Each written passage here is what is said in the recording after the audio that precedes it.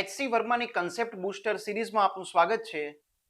આજનો આપણો ટોપિક છે સિમ્પલ હાર્મોનિક મોશન અને એની એક્સરસાઇઝ ઓબ્જેક્ટિવ એક્સરસાઇઝ 2. ઓકે, તો ચલો ફર્સ્ટ ક્વેશ્ચન આ રહ્યો તમારી સ્ક્રીન પર. આની અંદર મલ્ટિપલ ચોઇસ ક્વેશ્ચન હશે, મતલબ કે એકથી વધુ પણ આન્સર આવી શકે, અને એચસી વર્માની અંદર અમુક આન્સર નન, મતલબ કે એક પણ નહીં એવો પણ આવી શકે. તો ચલો ટ્રાય કરો ફટાફટ. કરેક્ટ સ્ટેટમેન્ટ શોધવાનું છે. Simple harmonic motion is necessarily periodic. મતલબ કે સિમ્પલ હાર્મોનિક મોશન હોય તો એ પિરિયોડિકનો મતલબ થાય આવર્ત ગતિ. પિરિયોડિક તો મતલબ કે નિયમિત વર્તુળમય ગતિને બધી પિરિયોડિક આપણે કહીએ. આવર્ત ગતિ એટલે પિરિયોડિક. અને ઓસિલેટરી મતલબ દોલિત ગતિ. ગુજરાતી શબ્દો થોડા યાદ રાખજો. આવર્ત ગતિ અને દોલિત ગતિ. Simple harmonic motion is necessarily oscillatory. Oscillatory motion necessarily periodic હોવી જોઈએ, અને પિરિયોડિક મોશન નેસેસરીલી ઓસિલેટરી હોવી જ જોઈએ. ચલો આન્સર માર્ક કરો. આન્સર આવશે એ અને બી. જો આપણે સમજીએ, સિમ્પલ હાર્મોનિક મોશન થાય છે એનો મતલબ એ છે કે ઓસિલેટરી તો છે જ, ઓસિલેશન તો છે જ ને. ઓસિલેશનનો એક પ્રકાર જ સિમ્પલ હાર્મોનિક મોશન છે. અને સિમ્પલ હાર્મોનિક મોશન છે એનો પેલા તો ઓસિલેટરી મોશન કોને કહેવાય? એક મધ્યમાન સ્થાન હોય અને એની ફરતે કોઈ પદાર્થ ટુ એન્ડ ફ્રો મોશન કરતો હોય. ટુ એન્ડ ફ્રો નો મતલબ એક બાજુ આમ જાય આમ જાય આમ જાય આમ જાય, આવી મોશન થાય તો આને કહેવાય ઓસિલેટરી મોશન. અને એની અંદર જો એફ ચલે છે -x રિલેશન હોય તો એને કહેવાય સિમ્પલ હાર્મોનિક મોશન. તો ઓસિલેટરી તો છે જ. પિરિયોડિક નો મતલબ એમ થાય કે કોઈ એક ફિક્સ ટાઈમ પીરિયડ હોવો જોઈએ, ટાઈમ પીરિયડ બદલાવો ન જોઈએ. મતલબ કે જે પોઈન્ટથી પાર્ટિકલ સ્ટાર્ટ કરે છે ત્યાં સુધી એનો આવવાનો સમય છે દર વખતે અચળ રહેવો જોઈએ, તો એને કહેવાય પિરિયોડિક મોશન. તો ચલો પિરિયોડિક પણ છે જ ને, કેમ કે એસએચએમ નો મતલબ શું છે? ટાઈમ પીરિયડ તો અચળ ને અચળ જ રહેશે. હવે ઘણાને પ્રશ્ન એ થાય કે આ સી વાક્ય ઘણા ટીચરો સાચું પણ ભણાવતા હોય છે, પણ ખરેખર રોંગ છે. દરેક ઓસિલેટરી મોશન પિરિયોડિક નથી હોતી. તમે ડેમ્પ્ડ ઓસિલેશનનું નામ સાંભળ્યું હશે. ડેમ્પ્ડ ઓસિલેશનનો મતલબ થાય, એનો ગ્રાફ પણ કંઈક આવો આવે. તમે કોઈને વ્યક્તિને સમજો કે હિંચકા પર બેસાડો, ને હિંચકા પર બેસાડી અને તમે આને ઝુલાવો છો, તો હિંચકો ધીમે ધીમે સ્લો પડતો જાય, તો એનો ગ્રાફ આવશે ને આવો આવશે. હવે આની અંદર દરેક બે દોલનો વચ્ચેનો ટાઈમ પીરિયડ અચળ નહીં હોય, ટાઈમ પીરિયડ બદલાતો જશે. અને ટાઈમ પીરિયડ બદલાય તો એનો મતલબ શું છે? ઓસિલેટરી મોશન દરેક વખતે કઈ પિરિયોડિક જ ન હોય. ઓસિલેશન કરે છે હિંચકો, પણ એ પિરિયોડિક મોશન નથી. એવી જ રીતે પિરિયોડિક મોશન ઓસિલેટરી હોય એવું પણ ન હોય. વર્તુળ ગતિ થાય છે, ઘડિયાળનો કાંટો પિરિયોડિક છે પણ ઓસિલેશન નથી, સર્ક્યુલર છે. Okay, next question. A particle moves in a circular path. Circular path પર યુનિફોર્મ સ્પીડથી જાય છે, તો એની ગતિ કેવી હશે? ચલો આન્સર માર્ક કરો. જો પિરિયોડિક. કઈ રીતે? સર્ક્યુલર મોશન થાય છે મતલબ અચળ વેગથી થાય છે પાછી, તો પિરિયોડિક તો છે જ. ઓસિલેટરી નથી, કારણ કે ઓસિલેશન તો થાય જો એક મધ્યમાન સ્થાન હોય ને ટુ એન્ડ ફ્રો મોશન થાય, અથવા તો આમ ટુ એન્ડ ફ્રો થાય. કોઈ પણ રીતે એક સ્થાન પરથી પાર્ટિકલ કન્ટિન્યુ આમ તેમ ટુ એન્ડ ફ્રો પસાર થવું જોઈએ. એક બાજુ એક વખત આમ જાય તો એક વખત આમ જાય. સિમ્પલ હાર્મોનિક તો નથી જ, કેમ કે ઓસિલેટરી જ નથી. એંગ્યુલર પણ નથી, કેમ કે એંગ્યુલર સિમ્પલ હાર્મોનિક મોશન ત્યારે કહેવાય જ્યારે પેન્ડ્યુલમ હોય. તો આ કોઈ પેન્ડ્યુલમ નથી, આ તો એક સર્કલ છે આખું. Periodic motion. A particle is fastened મતલબ જોઈન્ટ કરી રાખો at the end of the string and is whirled in a circle, vertical circle. મતલબ કોઈ પદાર્થને એક જગ્યાએથી ફિક્સ કરો ને પછી આપણે એને વર્ટિકલ સર્કલમાં ફેરવીએ, તો આ ગતિનો પ્રકાર કેવો છે? ચલો આન્સર માર્ક કરો. આન્સર આવશે ફરીથી પિરિયોડિક. હતું એનું એ જ રીઝન. તમે આમ પકડો છો પદાર્થ, બરાબર, આટલેથી છોડી દો, આમ દોલનો કરે, oscillation. Simple harmonic motion. Angular oscillation. તમે એને ઓસિલેશન તો કહી શકો, એંગ્યુલર એસએચએમ પણ કહી શકો. આટલો ઉપર લઈ જઈને છોડી દો, આમ ગતિ કરે, તો ઓસિલેશન. પણ સિમ્પલ નહીં. સિમ્પલ કેમ કે સ્મોલ ડિસ્પ્લેસમેન્ટ માટે જ હોય. હવે તમે એને સર્કલ ફેરવો, સર્કલ ફેરવો તો એક સ્થાન પરથી બંને સાઈડ થોડો પસાર થાય છે, મતલબ એ ઓસિલેશન નથી, માત્ર ને માત્ર પિરિયોડિક મોશન છે. હા, દરેક વખતે સર્કલ પૂરું કરવામાં એને સમય સરખો જ લાગશે, એટલે પિરિયોડિક મોશન છે. ચલો પછીનો question. A particle moves in a circular path with a continuously increasing speed. Circular path પર ફરે છે અને એની સ્પીડ કન્ટિન્યુ ઇન્ક્રીઝ થાય છે. It's motion is. ચલો ટ્રાય કરો ફટાફટ. જો આન્સર તમને એક તો આઈડિયા આવી ગયો છે કે આ ઓસિલેટરી નથી અને સિમ્પલ હાર્મોનિક નથી. આ તો પિરિયોડિક પણ નથી, કારણ કે વધતી સ્પીડથી ફરશે તો અહીંથી શરૂ થયું ફાસ્ટ ફરવા લાગશે. તો એનો મતલબ શું થાય? સ્પીડ એની કન્ટિન્યુ, એનું જે પહેલો ટાઈમ પીરિયડ હતો ફર્સ્ટનો, એના કરતા એનો ટાઈમ પીરિયડ કન્ટિન્યુઅસલી વધતો જશે. તો એનો મતલબ એમ થાય કે નન ઓફ ધીસ, પિરિયોડિક પણ નથી, ઓસિલેટરી પણ નથી, તો શું છે? ગતિ છે. પછીનું જુઓ, motion of a torsional pendulum. હવે આ ટોર્શનલ પેન્ડ્યુલમ પહેલા તો શું છે? મોટાભાગની સ્કૂલોમાં ભણાવાતું જ નથી કે ટોર્શનલ પેન્ડ્યુલમ નામની કોઈ વસ્તુ SHM ની અંદર આવે છે. ટોર્શનલ પેન્ડ્યુલમનો મતલબ એમ થાય કે દોરી છે. દોરીને તમે આમ કરીને છોડી દો છો તો આ ખાલી પેન્ડ્યુલમ થયું. પણ તમે આમ એને વળ આપો, પછી છોડી દો તો ગતિ કેવી થશે? કોઈ હાથમાં થેલી પકડી હોય, થેલીને આપણે આમ કરીને ફેરવીએ, વળ આપીએ, પછી થેલી પહેલા આમ ફરે, પાછી આમ ફરે, ફરીથી આમ ફરે, ફરીથી આમ ફરે. આને કહેવાય ટોર્શનલ પેન્ડ્યુલમ. તો એ ટોર્શનલ પેન્ડ્યુલમ છે એ કેવી ગતિ છે? ચલો આન્સર માર્ક કરો. પિરિયોડિક. જો હવે સમજો, પિરિયોડિક તો છે જ. ટોર્શનલ પેન્ડ્યુલમ છે, ટોર્શનલ પેન્ડ્યુલમ મતલબ કે સ્મોલ ડિસ્પ્લેસમેન્ટની વાત થાય છે તો જ એને ટોર્શનલ પેન્ડ્યુલમ કહેવાય. નહીતર પછી આપણે એને પેન્ડ્યુલમ ટાઈપનો વર્ડ ન લગાડીએ, એને કોઈ બીજો જ વર્ડ કહેવાય. ખરેખર તો આમાં તમને વધારે સ્પેસિફિક આપવું જોઈએ કે ટોર્શનલ પેન્ડ્યુલમમાં તમે એને રોટેટ કરીને આમ છોડી દો છો તો કન્ટિન્યુઅસલી આમ ફરશે અને કન્ટિન્યુઅસલી આમ ફરશે. આપણું પેલામાં સ્પ્રિંગ બ્લોક સિસ્ટમનું સૂત્ર શું હોય? F બરાબર kx હોય. આની અંદર જે સૂત્ર હોય ને, torque is equal two C theta હોય. ટોર્ક એ થીટાના સમપ્રમાણમાં હોય. આ સી પણ એક ટાઈપનો પેલો બળ અચળાંક છે, તો આ વળ અચળાંક, કેમ કે વળ બહુ લે છે ને, તો વળ અચળાંક છે. બરાબર, આ રીતનું સૂત્ર હોય તો પિરિયોડિક તો ચલો છે જ, ઓસિલેટરી પણ છે જ, કારણ કે એક મધ્યમાન સ્થાન તમે ફિક્સ કર્યું છે, ત્યાંથી આમ જશે, ફરીથી પાછો આમ આવશે, એક ડાયરેક્શનમાં આમ જશે, એક ડાયરેક્શનમાં આમ આવશે. હવે સિમ્પલ હાર્મોનિક છે કે એંગ્યુલર સિમ્પલ હાર્મોનિક છે? જો તમને ખાલી સિમ્પલ હાર્મોનિક ઓપ્શન આપે ને તો આ સિમ્પલ હાર્મોનિક તો છે જ, પણ તમને બહુ સ્પેસિફિક એંગ્યુલર સિમ્પલ હાર્મોનિક આપ્યું છે ને, તો તમારે એને એંગ્યુલર સિમ્પલ હાર્મોનિક લખવું પડશે, કેમ કે એંગલ ચેન્જ થાય છે કન્ટિન્યુઅસલી. બરાબર. Next question, which of the following quantities are always negative in a simple harmonic motion? હવે આ વચ્ચે જે છે ને ડોટ પ્રોડક્ટ છે. બરાબર, છેલ્લો છે એ પૂર્ણ વિરામ છે, વચ્ચે છે ડોટ પ્રોડક્ટ છે. ચલો આન્સર માર્ક કરો ફટાફટ. આર છે ડિસ્પ્લેસમેન્ટ છે, વી વેગ છે, એફ બળ છે, એ એક્સેલરેશન છે. તો આન્સર આવશે આની અંદર સી અને ડી. હવે આપણે સમજીએ કઈ રીતે. આપણે શું કરવાનું છે? નેગેટિવ ડોટ પ્રોડક્ટ કરવી છે. ડોટ પ્રોડક્ટ નેગેટિવ ક્યારે થાય? જ્યારે બંનેની ડાયરેક્શન અલગ હોય. બરાબર, ડાયરેક્શન અલગ હોય તો જ નેગેટિવ થશે. કાર્ય ઋણ ક્યારે થાય? જ્યારે બળ અને સ્થાનાંતર નેગેટિવમાં હોય, અલગ ડાયરેક્શનમાં હોય ત્યારે. જે વી ની ડાયરેક્શન હોય, તમે આમ સમજો, આખો કન્સેપ્ટ આપણે ડિટેલમાં સમજી લઈએ. એ અને આર હંમેશા ઓપોઝિટમાં હોય, કારણ કે ફોર્મ્યુલા શું છે?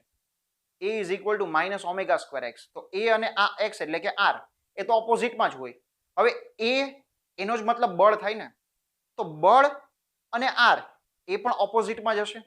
તો આ બે આન્સર છે. હવે વી અને આર ઓપોઝિટમાં હોઈ પણ શકે, ન પણ હોઈ શકે.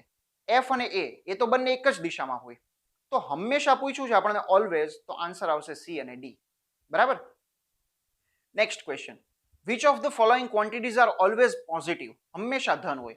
હંમેશા ધન ડોટ પ્રોડક્ટ ક્યારે થાય? જ્યારે બંને એક જ દિશામાં હોય. ચલો ટ્રાય કરો ફટાફટ. આન્સર આવશે એ. એફ અને એ એક જ દિશામાં હોય. વી અને આર હંમેશા એક દિશામાં ન હોય. આ રીતનું ગતિ થાય છે, તો આ પોઈન્ટની વાત કરો તો આર આમ છે. આર મતલબ કે 0 થી સ્થાન સદિશ ઉગમ બિંદુથી એનો, પણ એનો વેગ આ ડાયરેક્શનમાં છે. બરાબર, એ અને આર તો ઓપોઝિટમાં જ હોય, એફ અને આર તો આમ પણ ઓપોઝિટમાં હોય. તો આવશે A. Next question, which of the following quantities are always 0 in a simple harmonic motion? સરળ આવર્ત ગતિમાં આ ક્વોન્ટિટી હંમેશા 0 હોય. ચલો ટ્રાય કરો ફટાફટ. તો આમાં આન્સર આવશે ઓલ. કેમ ઓલ? સિમ્પલ હાર્મોનિક મોશન થાય છે, એનો સિમ્પલ મતલબ શું છે? બધા વેગ, પ્રવેગ, સ્થાનાંતર ત્રણે સુરેખ પથ પર જ હશે. બરાબર, ત્રણે ભલે વિરુદ્ધમાં હશે, કાં તો વિરુદ્ધમાં હશે, કાં તો એક દિશામાં હશે, પણ ત્રણે હશે તો સુરેખ પથ પર જ. કાં તો 0 ડિગ્રી પર હશે, કાં તો 180 ડિગ્રી પર હશે. એનો સિમ્પલ મતલબ શું થાય? ક્રોસ પ્રોડક્ટ હંમેશા 0 થાય. ક્રોસ પ્રોડક્ટ કોનો 0 થાય? જો થીટા બરાબર 0 ડિગ્રી કે 180 ડિગ્રી હોય તો સાઇન થીટા બરાબર 0 થઈ જાય. એનો મતલબ ક્રોસ પ્રોડક્ટ 0 થશે. Okay. Next question, suppose a tunnel is dug along a diameter of earth. અર્થના ડાયામીટરને અલોંગ આપણે આખી એક ટનલ બનાવી દીધી. ટોટલ રિકોલ કદાચ મૂવી જોયું હોય કોઈ, તો ટોટલ રિકોલમાં આવું બતાવે છે કે આટલું અહીંથી અહીંયા સુધી શું કામ ફરવા જવું જોઈએ, પાય આર ડિસ્ટન્સ. એના કરતાં ડાયરેક્ટ 2r ડિસ્ટન્સ ફરી લઈએ અહીંથી જ વ્યક્તિને નાખી દેવાનો અંદર એટલે અહીંથી સીધો બહાર નીકળે. બરાબર, એ બધું હોલિવૂડના મૂવી છે, કંઈ ને કંઈ કન્સેપ્ટમાં બનાવ્યા રાખે. પણ આપણો ક્વેશ્ચન આવો છે કે આવી એક ટનેલ છે અને પૃથ્વીની સપાટીથી h ઊંચાઈ પરથી આપણે એક પાર્ટિકલને છોડી દીધો. હવે ક્વેશ્ચન એ છે કે એ પદાર્થની ગતિ પૃથ્વી પર ઉભેલા માણસને કેવી દેખાશે? ચલો ટ્રાય કરો ફટાફટ. જો એકદમ મસ્ત ક્વેશ્ચન છે. આન્સર આવશે સી અને ડી. પેલા તો તમે એ સમજી લો કે આની ગતિ થશે કઈ રીતે. આના પર પૃથ્વી આમ નીચે ફોર્સ લગાવશે. ક્યાં સુધી? અહીંયા સુધી. હવે આ પોઈન્ટ એનું મધ્યમાન સ્થાન થયું, ત્યાંનો વેગ મેક્સિમમ છે. ફરીથી ઉપર જશે. પેલા શું થયું? પોટેન્શિયલ એનર્જી કાઇનેટિકમાં કન્વર્ટ થઈ, પૃથ્વીના સેન્ટર પર સુધી એની કાઇનેટિક એનર્જી વધતી જાય છે. હવે કાઇનેટિક એનર્જી ફરીથી બધી પોટેન્શિયલમાં કન્વર્ટ થશે અને અહીંયા પહોંચી જશે. ત્યાંથી ફરીથી પાછો ખેંચાશે અને આવી રીતે એક ઓસિલેશન ચાલ્યા રાખશે. આમ તો ઓસિલેશન થાય છે મતલબ આ પિરિયોડિક મોશન તો છે. હવે પ્રશ્ન એ થાય, અને એક આ પણ ક્લિયર છે કે સ્ટ્રેટ લાઇનમાં ગતિ થાય છે. હવે ક્વેશ્ચન અહીંયા એ જ છે કે સિમ્પલ હાર્મોનિક મોશન કહેવાય કે ન કહેવાય. લોકો આનું ખોટું રીઝન આપે છે. એક તો મિસકન્સેપ્શન શિક્ષકો એ આપે છે કે આને સિમ્પલ હાર્મોનિક મોશન એટલા માટે ન કહેવાય કારણ કે મોટા ડિસ્પ્લેસમેન્ટની વાત થાય છે. પણ ખરેખર વાત કરીએ તો સ્મોલ ડિસ્પ્લેસમેન્ટ અને લાર્જ ડિસ્પ્લેસમેન્ટ એને આપણે એમ કોઈ કમ્પેરેટિવલી કહી ન શકીએ કે આ સ્મોલ ડિસ્પ્લેસમેન્ટ કહેવાય આને લાર્જ ડિસ્પ્લેસમેન્ટ કહેવાય. હવે તમે માની લો કે માઇક્રોસ્કોપિક લેવલ પર વાત કરો છો તો તમારું 1 સેન્ટીમીટર કે 1 mm નું જે ડિસ્પ્લેસમેન્ટ હશે એ પણ કેટલું મોટું કહેવાય. તો એવી રીતે વસ્તુ નક્કી ન થાય. માની લો કે તમે આનું પ્રૂફ ડિરાઈવ કરો છો. પ્રૂફ ડિરાઈવ કરતા કરતા તમે એક આવી રિલેશન લાવી દીધી છે, F બરાબર -kx. ફોર્સ એ ડાયરેક્ટ સ્થાનાંતર x ના સમપ્રમાણમાં છે અને વચ્ચે માઇનસ આવે છે. મતલબ કદાચ ગમે એવું ડિસ્પ્લેસમેન્ટ હોય એ સિમ્પલ હાર્મોનિક મોશન જ છે. ગમે એટલું ડિસ્પ્લેસમેન્ટ હોય એ સિમ્પલ હાર્મોનિક મોશન છે. પણ જો તમારે F બરાબર -kx પ્રૂવ કરવા માટે તમારે અહીંયા બાયનોમિયલ થિયરમ લગાવવો પડતો હોય, પછી તમારે આના સાપેક્ષે આ બહુ મોટું છે ને નાનું છે ને આને તેને અવગણવું પડતું હોય, તો તમે એમ કહી શકો કે સ્મોલ ડિસ્પ્લેસમેન્ટ માટે જ સિમ્પલ હાર્મોનિક મોશન છે. બરાબર? હવે તમે સમજો આ પોઈન્ટ પર આપણું ફોર્મ્યુલા શું છે? ટી ઇઝ ઇક્વલ, આનું જે ફોર્મ્યુલા આપણે લગાવશું તો આ એક ટાઈપનું ઉપરથી નીચે જાય છે, નીચેથી ઉપર જાય છે. તો આને અહીંયા કયું ફોર્સ ખેંચે છે? mg ફોર્સ ખેંચે છે ને. તો F is equal two m. g ની જગ્યા પર તમારે g ઇફેક્ટિવ લખવું પડે. તો g ઇફેક્ટિવ પૃથ્વીથી અમુક ઊંચાઈ પર ફોર્મ્યુલા શું આવે? 1 - 2h અપોન r. અને અંદરના વિસ્તારમાં ફોર્મ્યુલા શું આવે? mg 1 - h upon r. h upon r, r પૃથ્વીની રેડિયસ છે.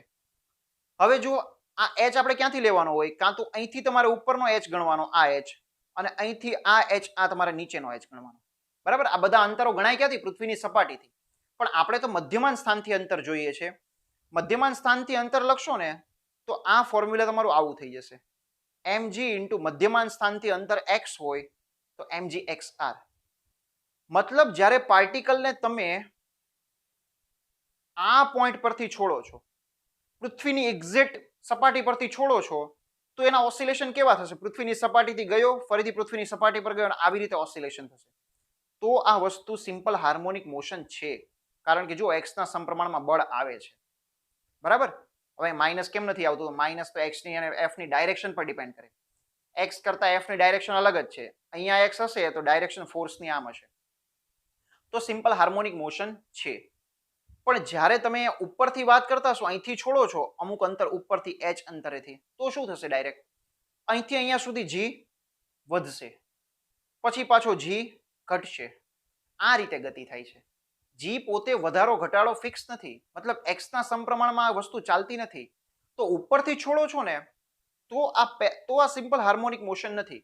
પણ જો તમે પૃથ્વીની સપાટી પરથી છોડશો ને તો આ સિમ્પલ હાર્મોનિક મોશન થશે. તો આ થોડી ક્લેરિટી હોવી જોઈએ. ચલો પછીનો question. For a particle executing simple harmonic motion તો acceleration is proportional to. Acceleration કોના પ્રપોર્શનલમાં છે? ટ્રાય કરો. આન્સર આવશે એ. આપણે જ્યારે f બરાબર a બરાબર -ω² x લખીએ ત્યારે x શું છે? મધ્યમાન સ્થાનથી ડિસ્પ્લેસમેન્ટ છે. મીન પોઝિશનથી ડિસ્પ્લેસમેન્ટ છે. એ ડિસ્ટન્સ નથી. એટલા માટે તમે ધ્યાન રાખજો, કેમ કે ડિસ્ટન્સ તો સતત વધતું જશે, તો ક્યાં એક્સેલરેશન સતત થોડો વધે છે, આ ડિસ્પ્લેસમેન્ટ છે. A particle moves in a xy plane according to the equation. આ આનું ઇક્વેશન છે. તો આ પાર્ટિકલની ગતિ કેવી હશે? ખરેખર એડવાન્સની અંદર આ ક્વેશ્ચન, આ ટાઈપના ક્વેશ્ચનો તમને 5-6 વર્ષે એકાદ વાર તો દેખાશે જ. તમને એમ લાગશે 5-6 વર્ષે એકાદ વાર, ભાઈ 5-6 વર્ષે એકાદ વાર એક ક્વેશ્ચન એડવાન્સમાં પૂછાવો એટલે બહુ મોટી વાત કહેવાય. જો ટ્રાય કરો ફટાફટ. આન્સર એ, સી અને ડી આવે છે. પહેલા તો આપણે આનું ઇક્વેશન લખીએ. R is equal to A cos omega t I cap plus 2A cos omega t J cap. આને x કહેવાય અને આને y કહેવાય. તો x કેટલો થઈ ગયો? A cos omega t અને y કેટલો થઈ ગયો? 2A cos omega t. તમારે હંમેશા આનું મેથેમેટિકલ કેલ્ક્યુલેશન જ કરવાની. આમાં કોઈ છે ને કન્સેપ્ચ્યુઅલ બહુ ઝંઝટ નહીં કરવા જતા. મેથેમેટિકલી ટ્રાય કરવાનું. મેથેમેટિકલી y અને x વચ્ચેની કોઈ સિમ્પલ રિલેશન બને છે? તો હા, બને જ છે ને ભાઈ. y is equal two 2x થાય છે. y is equal two 2x કોનું સમીકરણ છે? સ્ટ્રેટ લાઇનનું. તો એટલા માટે પાર્ટિકલ ખાલી x અક્ષ પર SHM આમ થાય છે, y અક્ષ પર SHM આમ થાય છે, પણ બંને સ્વિચને ચાલુ કરો, બંને SHM ભેગા કરાવો તો SHM આમ થાય છે.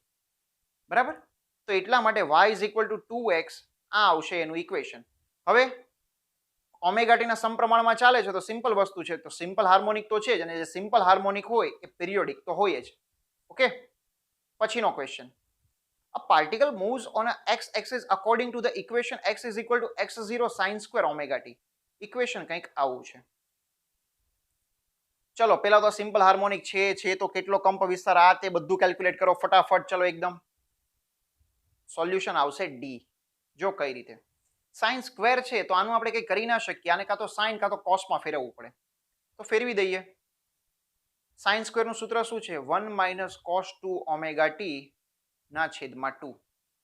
મતલબ કે x0 ના છેદમાં 2 માઇનસ x0 ના છેદમાં 2 કોસ 2 ઓમેગા ટી.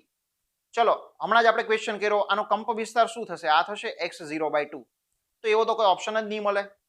બરાબર? Cos 2 omega T. તો ટાઈમ પીરિયડ કેટલો થશે? 2π/ઓમેગા, પણ અહીંયા ઓમેગા કેટલો છે? 2 ઓમેગા છે. તો આન્સર આવશે π/ઓમેગા. Okay, next question. In a simple harmonic motion. ચલો ફટાફટ પહેલા તો આ 4 સેન્ટેન્સને મસ્ત ઇંગ્લિશમાં વાંચો, એકદમ સિમ્પલ ઇંગ્લિશ છે, સમજાય જાય એવું છે, અને પછી આન્સર માર્ક કરો. આન્સર આવશે ડી. જો એ ઓપ્શન શું છે? Potential energy always equal to kinetic energy. તો એવો કોઈ રૂલ ના હોય. પોટેન્શિયલ એનર્જી જ્યાં મેક્સિમમ થાય ત્યાં કાઇનેટિક 0 થાય, જ્યાં આ 0 થાય ત્યાં પેલી મેક્સિમમ થાય, તો એવો તો કોઈ રૂલ નથી. Potential energy is never equal to kinetic energy, એવો પણ કોઈ રૂલ નથી. કેમ કે ગ્રાફ કેવો છે? કાઇનેટિકનો ગ્રાફ કદાચ આવો આવે તો પોટેન્શિયલનો ગ્રાફ આવો આવે. બરાબર? હવે એવું નહીં ફિક્સ આવો જ આવે, ક્યારેક પોટેન્શિયલનો આવો અને કાઇનેટિકનો પણ આવો આવી શકે. એ બધું ડિપેન્ડ કરે, મધ્યમાન સ્થાન ક્યાં છે એના પર ડિપેન્ડ કરે. તો આ બંનેના ટૂંકમાં કોઈના કોઈના ગ્રાફ છે.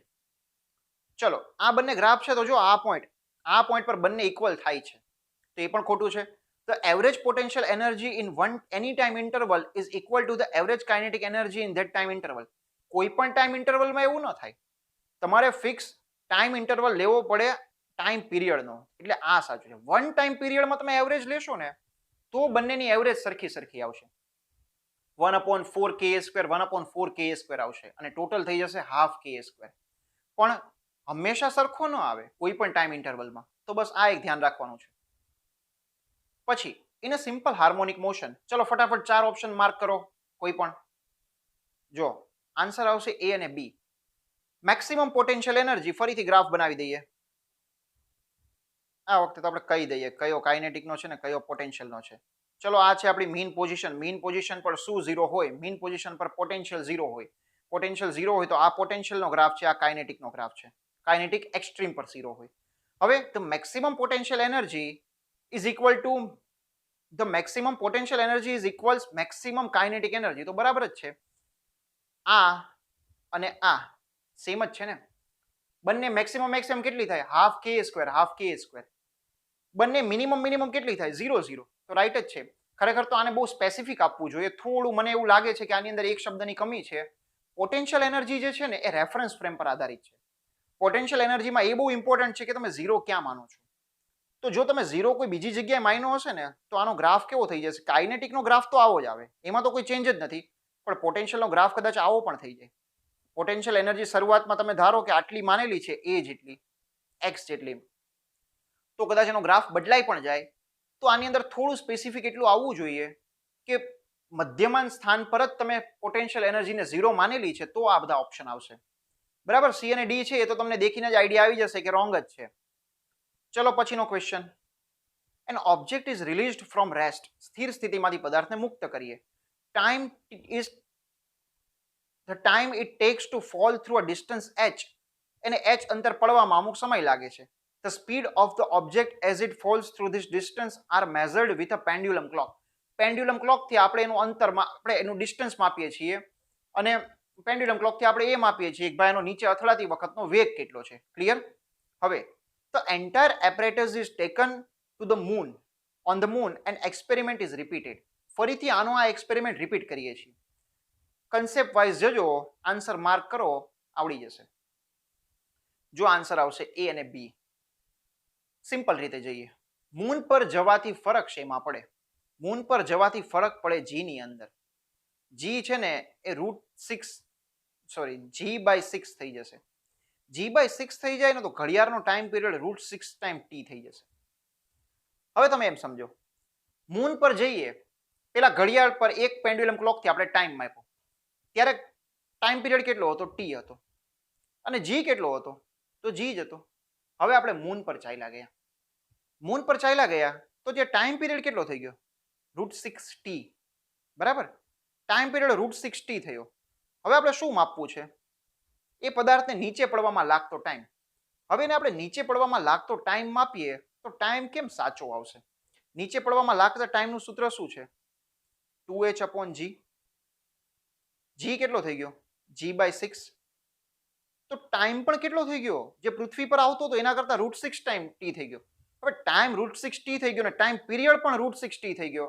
મતલબ ઘડિયાળ સ્લો ચાલશે, પદાર્થ ધીમે ધીમે આવશે, પણ બંને ઘટના સાથે સાથે જ બનશે. ઘડિયાળ આપણને કેટલો મેઝર કરેલો ટાઈમ આપશે?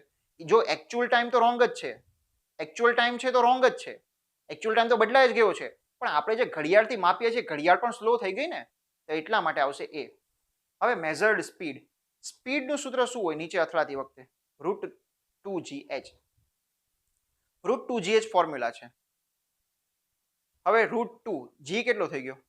G/6 અને h, તો v કેટલો થઈ ગયો? v/√6. હવે જો આને તમે સમજજો. પૃથ્વી પર શું થયું? પૃથ્વી પર એને કંઈક ટી અંતર કાપ્યો. તમે આ સૂત્રથી કરશો ને તો આમાં તમે આમ કન્ફ્યુઝ થશો. એના કરતા તમે આમ સમજો કે આપણે પદાર્થને ઉપરથી છોડીએ છીએ. હવે આ નીચેની જે સ્પીડ હોય ને એ સ્પીડ હંમેશા કેટલી હોય? u/g જેટલી હોય. ઓકે, u/g જેટલી એની સ્પીડ છે. આપણે ઉપર પદાર્થને ફેંકીએ તો ત્યારે જે સમય આવે. હવે આખી ઘટનામાં થયું શું? h ઊંચાઈ પરથી તમે વસ્તુને છોડો છો, બરાબર. એન્ટાયર એપરેટસને આપણે મૂન પર લઈ ગયા. Measured speed. પહેલા તમે અહીંયા એક્સપેરિમેન્ટ કર્યો, ત્યાં એક્સપેરિમેન્ટ કરશો તો તમે આખો કન્સેપ્ટ શું લગાવશો કે એની પાસે પોટેન્શિયલ એનર્જી કેટલી હતી? એની પાસે પોટેન્શિયલ એનર્જી હતી mgh. બરાબર, mgh જેટલી એની પાસે પોટેન્શિયલ એનર્જી હતી, અને એ પોટેન્શિયલ એનર્જી શેમાં કન્વર્ટ થઈ? કાઇનેટિક એનર્જીમાં. અને એનાથી આપણને સ્પીડ મળે ને. હવે મૂન પર ચાલ્યા જઈએ તો મૂન પર ચાલ્યા જઈએ તો આ જી ચેન્જ થાય કે એમનો એમ રહેશે? તો જી તો છઠ્ઠા ભાગનો થઈ ગયો. એનો મતલબ વી છે √6 ભાગનો થઈ જશે. ટૂંકમાં અહીંયા આપણું જે આવે છે વી √6 ભાગનો થઈ જશે, તો અહીંયા ટી આવશે. બરાબર, એમાં પણ √6 ભાગનો થશે જો ફોર્મ્યુલા રાખશો તો. તો ખરેખર આપણે વાત કરીએ ને તો આની અંદર બે વસ્તુ છે. એક છે આપણી માપેલી સ્પીડ અને બીજી છે આપણી રિયલ સ્પીડ. પણ આપણે આપણી માપેલી સ્પીડ કોના આધારે કેલ્ક્યુલેટ કરીએ છીએ? આપણે મૂન પર ચાલ્યા ગયા, ત્યાં માપેલી સ્પીડ કેલ્ક્યુલેટ કેમ કરવી? કેલ્ક્યુલેટ કરવા માટે આપણે શું યુઝ કરશું કે આને નીચે પડવામાં ટાઈમ કેટલો લાગે છે, ટાઈમ કેલ્ક્યુલેટ કરશું ને. ધારો કે આપણે ત્યાં સ્પીડ માપવી છે, સ્પીડ માપવા માટે આપણે યુઝ કોનો કરીએ છીએ? ઘડિયાળનો યુઝ કરીએ છીએ. હવે ઘડિયાળનો યુઝ કરીને આપણે સ્પીડ માપશું. હું તમને એક સિમ્પલ, આપણે આ અચળ પ્રવેગી ગતિ ભૂલી જાઓ, એક ટાઈપની અચળ વેગી ગતિથી સમજો તો આ કન્સેપ્ટ સમજાઈ જશે. વેગ બરાબર અંતરના છેદમાં સમય. આ રીતનું આપણું ફોર્મ્યુલા છે કે વેગ જે પદાર્થનો નીચે અથડાતી વખતે આવે છે અંતરના છેદમાં સમય આવે છે. હવે અંતર જે આપણું છે એ અંતર કેટલું છે? એ તો h નું h જ છે. ઘડિયાળ સમય પણ પાછો t નો t જ માપે છે ને, ઘડિયાળ થોડો સમય અલગ માપે છે. તમે ફરક સમજજો. રિયલમાં ત્યાં સ્પીડ અલગ આવે છે, રિયલમાં સ્પીડ અલગ આવે છે, ઇક્વલ નથી આવતી. પણ આપણે માપીએ છીએ શેનાથી ને? આપણે એક્સપેરિમેન્ટ કરીએ છીએ, તો એક્સપેરિમેન્ટ કરવા માટે આપણને શું જોઈએ? ટાઈમ જોઈએ ને. ટાઈમ વગર તો કોઈ એક્સપેરિમેન્ટ થશે નહીં. કદાચ અચળ પ્રવેગી ગતિ હશે તો આપણે હાફ એટી સ્ક્વેર કરશું, હાફ જીટી સ્ક્વેર, આ તે કંઈ ને કંઈ કરશું એક એક્સપેરિમેન્ટ. પણ એક વસ્તુ બહુ ક્લિયર છે કે આ સમય જ તો બદલાતો નથી. આપણે જે એપરેટસની મદદથી એક્સપેરિમેન્ટ કરીએ છીએ ને એમાં જે સમય લઈએ છીએ એ સમયમાં તો કોઈ ફરક નથી પડતો. મતલબ આપણને વેગ એમનો એમ મળશે. તમે ફરક સમજજો, રિયલ અને એક્સપેરિમેન્ટ કરેલું. રિયલમાં ફરક થાય છે કારણ કે જી જ આખો ચેન્જ થાય છે. પણ આપણી ઘડિયાળનો સમય જ આપણને સાચો જ્યારે નથી મળતો, એ સમય જ આપણો ખોટો મળે છે, તો એનો મતલબ શું થશે? આ ખોટું થઈ જશે. બરાબર? સમય જેટલો થશે, મતલબ ત્યાં વેગ ખરેખર આપણે મેઝર કર્યો તો એનો એ જ આવ્યો જે પૃથ્વી પર આવતો હતો. પણ એનો એ વેગ આપણા મેઝર કરવામાં આવે છે, રિયલમાં નથી. રિયલમાં ત્યાં વેગ બદલાય છે. એટલા માટે આન્સર આવશે એ અને બી. બરાબર? તો આ રીતનો આ ક્વેશ્ચન છે. બહુ સ્માર્ટ ક્વેશ્ચન કહી શકાય. ખરેખર આ બી નો આન્સર લાવવો એ કોમ્પ્લિકેટેડ વસ્તુ છે. પણ તમને માઇન્ડમાં જો એ ક્લિયર હોય ને કે એક્સપેરિમેન્ટ કરવો એનો મતલબ શું છે અને રિયાલિટીનો મતલબ શું છે. એક્સપેરિમેન્ટ કરતી વખતે તમારા જે સાધનો છે, સાધનોની જ લિમિટેશન્સ છે. જે સાધનોની મદદથી તમે એક્સપેરિમેન્ટ કરો છો એ સાધન જ ખોટું મૂલ્ય આપે છે. ખરેખર વેગ કેટલો થવો જોઈતો હતો? v/√6. આ તો ભાઈ v/√6 જ થયો છે, પણ આપણો સમય પણ સાથે t/√6 થઈ ગયો છે ને. સોરી, √6t થઈ ગયો છે ને. અહીંયા થયો ને.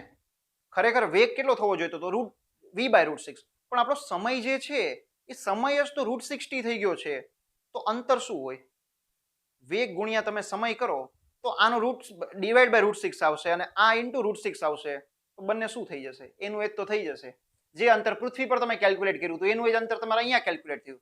જો તમે અંતર મેઝર કરો તો સેમ ટુ સેમ આ વસ્તુ વેગમાં થશે. Next question. which of the following will change the time period as they are taken to moon? Moon પર લઈ જવાથી કઈ વસ્તુમાં ચેન્જ થશે? મતલબ કોનું પેન્ડ્યુલમ બનાવ્યું હશે તો મૂન પર જવાથી ફરક પડશે. જો આન્સર આવશે એ અને બી. હવે સમજો કઈ રીતે. મૂન પર જવાથી ફરક શેમાં પડે છે? જી ઇફેક્ટિવમાં. કયું પેન્ડ્યુલમ એવું છે કે જે જી ઇફેક્ટિવ પર આધારિત નથી? સ્પ્રિંગ માસને જી ઇફેક્ટિવ સાથે કોઈ મતલબ નથી. ટોર્શનલ પેન્ડ્યુલમને જી ઇફેક્ટિવ સાથે કોઈ મતલબ નથી. જી ઇફેક્ટિવ સાથે મતલબ કોને છે? ફિઝિકલ પેન્ડ્યુલમને અને સિમ્પલ પેન્ડ્યુલમને. સિમ્પલ ને ફિઝિકલ બંને એક જ વસ્તુ છે. સિમ્પલ પેન્ડ્યુલમમાં પેલો દડો આમ લટકતો હોય, ફિઝિકલ પેન્ડ્યુલમમાં કોઈ વસ્તુ જ પેન્ડ્યુલમ છે. એ બંનેની અંદર ફોર્મ્યુલા આવશે 2π√i/mgy. મતલબ એ જી પર આધારિત છે. ક્લિયર? તો આ રીતની આ આપણી આખી એક્સરસાઇઝ હતી. ઓબ્જેક્ટિવ 2 3 થી 4 ક્વેશ્ચન ખરેખર જે યુનિક ટાઈપના ક્વેશ્ચન કહેવાય એવા કહી શકાય. તો તમે આને જાતે ફરીથી જો અમુક ક્વેશ્ચન ન આવડ્યા હોય તો જાતે કન્સેપ્ટ સાથે ટ્રાય કરજો. ઓકે, નેક્સ્ટ ટાઈમ આપણે કોઈ બીજું ચેપ્ટર સોલ્વ કરશું. Okay, thank you.